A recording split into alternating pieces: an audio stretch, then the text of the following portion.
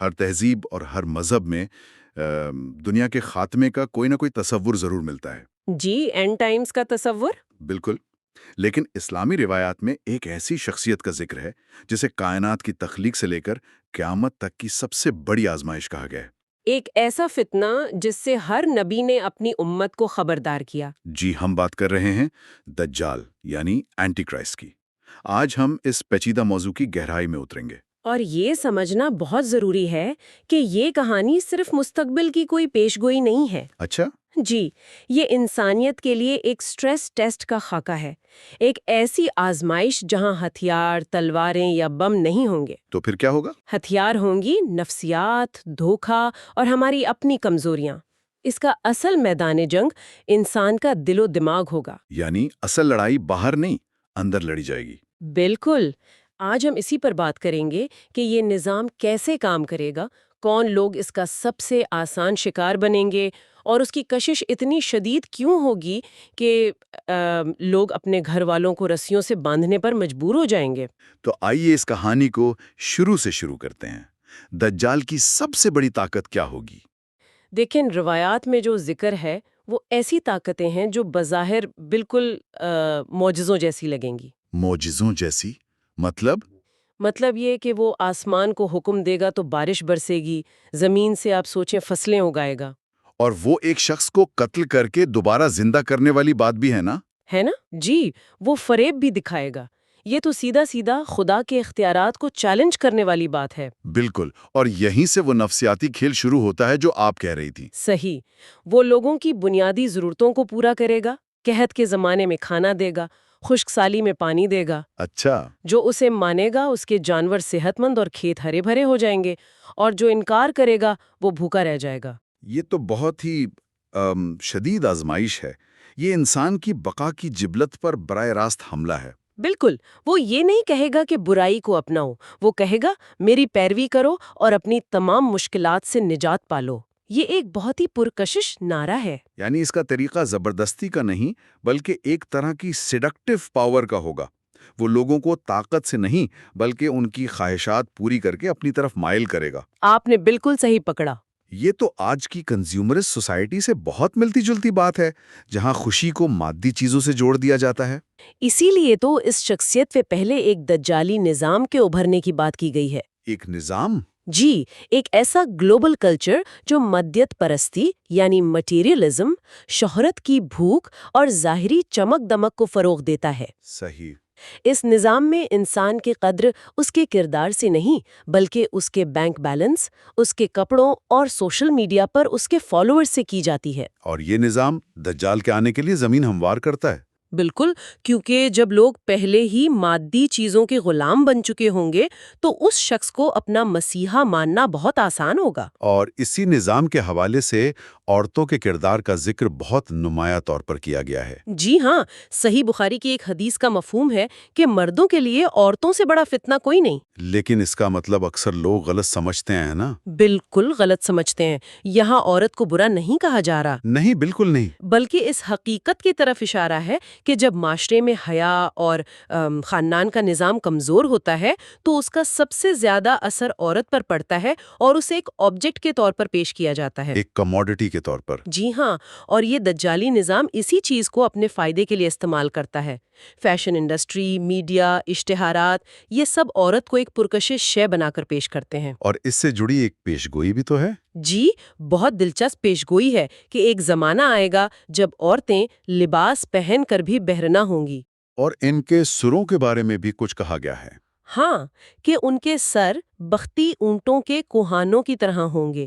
آج کل کے فیشن ٹرینڈز کو دیکھیں تو یہ منظر کشی حیران کن حد تک درست لگتی ہے۔ یہ بات تو واقعی بہت سنگین ہے۔ یہ عورتیں انجانے میں اس نظام کا حصہ بن جاتی ہیں جو لوگوں کی توجہ سنجیدہ اور روحانی معاملات سے ہٹا کر صرف ظاہری خوبصورتی پر مرکوز کر دیتا ہے۔ یہ صرف ایک پیش گوئی نہیں لگتی بلکہ ہمارے دور کی ایک نفسیاتی تصویر کشی لگتی ہے۔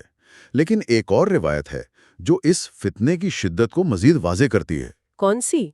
مسند احمد میں آتا ہے کہ ایک شخص اپنی ماں، بیٹی، بہن اور بیوی کو اس خوف سے رسیوں سے باندھ دے گا تاکہ وہ دجال کے پاس نہ چلی جائیں۔ جی، یہ سوچ کر ہی خوف آتا ہے کہ ایک گھر کے مرد کو اپنی ہی عورتوں پر اعتبار نہیں رہے گا۔ اس کی وجہ سمجھنے کے لیے ہمیں ان محرکات کو دیکھنا ہوگا جو عورتوں کو خاص طور پر اس فتنے کا شکار بنا سکتے ہیں۔ اچھا، وہ کیا ہیں؟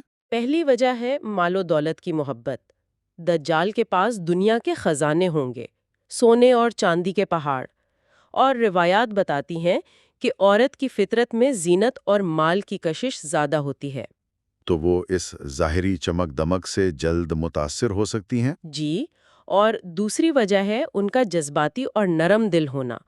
دجال انسانیت، امن اور محبت کے نعرے لگائے گا۔ وہ خود کو ایک مسیحا کے طور پر پیش کرے گا جو دنیا سے دکھ درد ختم کرنے آیا ہے۔ بالکل، تو عورتیں اپنی نرم دلی کی وجہ سے اس کے جھوٹے رحم اور ہمدردی کے جال میں آسانی سے آ سکتی ہیں۔ اور تیسری وجہ میرے خیال میں دین سے دوری ہوگی۔ یقیناً، جن لوگوں کا ایمان کمزور ہوگا، چاہے وہ مرد ہوں یا عورت، وہ سب سے آسان ہدف ہوں گے۔ لیکن یہ بات بھی اہم ہے کہ اس کے پیروکاروں میں صرف عورتیں نہیں ہوں گی۔ بالکل نہیں، بلکہ اس کے پیروکاروں کا سب سے بڑا اور منظم گروہ یہودیوں کا بتایا گیا ہے۔ خاص طور پر اصفہان کے 70,000 یہودی۔ جی، اصفہان، جو قدیم خراسان اور آج کے ایران کا حصہ ہے، وہاں کے یہودی اس کی فوج کا ہراول دستہ ہوں گے۔ وہ خاص قسم کی سبز چادریں پہنے ہوں گے جنہیں تیالیسا کہا جاتا ہے۔ اس کی کوئی خاص وجہ ہے؟ یہ بات بہت اہم ہے کیونکہ اس سے پتہ چلتا ہے کہ یہ معاملہ صرف لالچ کا نہیں بلکہ عقیدے کا بھی ہے۔ اس کی ایک گہری مذہبی اور تاریخی وجہ ہے۔ یہودی ایک مسیحا یعنی مسیح کے منتظر ہیں، جو آل داؤد سے ہوگا اور آ کر ایک عظیم یہودی سلطنت قائم کرے گا۔ جی، جس کا مرکز یروشلم ہوگا۔ اسلامی روایات کے مطابق دجال خود کو وہی منتظر مسیح ظاہر کرے گا۔ وہ یہودیوں کے تمام مذہبی خوابوں کو پورا کرنے کا وعدہ کرے گا۔ تو وہ اسے صرف ایک لیڈر نہیں مانیں گے؟ نہیں، وہ اسے اپنے ہزاروں سال پرانے مذہبی عقیدے کی تکمیل کے طور پر قبول کریں گے۔ یہ ایک بہت طاقتور محرک ہے۔ یعنی ایک طرف وہ گروہ ہیں جو دنیاوی لالچ کی وجہ سے اس کے ساتھ ہوں گے، اور دوسری طرف ایک ایسا گروہ ہے جو ایک تحریف شدہ مذہبی عقیدے کی بنیاد پر اس کی پیروی کرے گا۔ جی، اور یہ ایک بہت خطرناک اتحاد بن جاتا ہے۔ ان کے علاوہ اور کون لوگ ہوں گے؟ ان کے علاوہ معاشرے کے دیگر طبقات بھی اس کا شکار ہوں گے، جیسے دیہاتی اور جاہل لوگ، جو علم کی کمی کی وجہ سے اس کے معجزات سے متاثر ہو جائیں گے۔ ہاں، بچے بھی؟ ہاں، بچے جو آسانی سے بہکاوے میں آ جاتے ہیں، اور غیر عرب لوگ جن کا اسلامی علم پختہ نہیں ہوگا، وہ بھی بڑی تعداد میں اس کے فتنے میں مبتلا ہوں گے۔ تو یہ ایک عالمی فتنہ ہوگا جو ہر طبقے کو اپنی لپیٹ میں لے گا۔ بالکل۔ اس سے یہ واضح ہوتا ہے کہ اس زمانے میں معاشرہ دو واضح حصوں میں تقسیم ہو جائے گا۔ عورتوں کے حوالے سے بھی کیا ایسی ہی تقسیم نظر آئے گی؟ جی ہاں، بالکل۔ ایک طرف وہ فیشن زدہ، شہرت اور دولت کی بھوکی عورتیں ہوں گی جو آزادی کے نام پر بے حیائی کو فروغ دیں گی اور دجال کے نظام کا ایندھن بنیں گی۔ جی، اور دوسری طرف وہ مومن عورتیں ہوں گی جو حیا، حجاب اور دین کی پابند ہوں گی، جن کے دل اللہ کے خوف سے بھرپور ہوں گے۔ یہ عورتیں اس فتنے کے دور میں اپنے گھروں اور خاندانوں کے لیے قلعہ ثابت ہوں گے۔ اور جب یہ آزمائش ختم ہوگی تو یہی پاکیزہ عورتیں ایک نئی صالح نسل کی بنیاد رکھیں گی، جیسا کہ قرآن میں آیا ہے، پاک مردوں کے لیے پاک عورتیں ہیں۔ یہ آیت اس وقت کی صورتحال پر پوری طرح صادق آئے گی۔ جی، تو ہمارے سامنے ایک ایسی قوت ہے جس کے پاس غیر معمولی طاقتیں ہیں، دنیا کے وسائل ہیں اور لاکھوں پیروکار ہیں۔ یہ تو ناقابل شکست لگتا ہے۔ لیکن ہر عروج کو زوال ہے۔ روایات کے مطابق دجال زمین پر 40 دن رہے گا۔ 40 دن؟ لیکن یہ دن عام دنوں کی طرح نہیں ہوں گے، ہے نا؟ نہیں، بالکل نہیں۔ پہلا دن 1 سال کے برابر، دوسرا 1 مہینے کے برابر، تیسرا 1 ہفتے کے برابر، اور باقی 37 دن عام دنوں جیسے ہوں گے۔ اور وہ پوری دنیا میں پھرے گا؟ مکہ اور مدینہ کے علاوہ تقریباً پوری دنیا کا چکر لگائے گا، کیونکہ ان 2 شہروں کی حفاظت فرشتے کر رہے ہوں گے۔ اور اس کے سفر کا آخری پڑاؤ کہاں ہوگا؟ اس کی آخری منزل بیت المقدس یعنی یروشلم ہوگی۔ وہ اپنی عالمی حکومت کا مرکز وہاں قائم کرنا چاہے گا۔ اور پھر کیا ہوگا؟ جب وہ وہاں پہنچے گا تو مسلمان ایک پہاڑی پر محصور ہو چکے ہوں گے اور شدید تنگی کی حالت میں ہوں گے۔ اسی وقت فجر کی نماز سے کچھ پہلے دمشق کے مشرقی سفید مینار پر حضرت عیسیٰ علیہ السلام نازل ہوں گے۔ یہ تو کہانی کا کلائمیکس ہے، یعنی تینوں ابراہیمی مذاہب کی ایک مرکزی شخصیت حضرت عیسیٰ اس فتنے کو ختم کرنے کے لیے واپس آئیں گے۔ بالکل، اور یہاں عقائد کا فرق سمجھنا ضروری ہے۔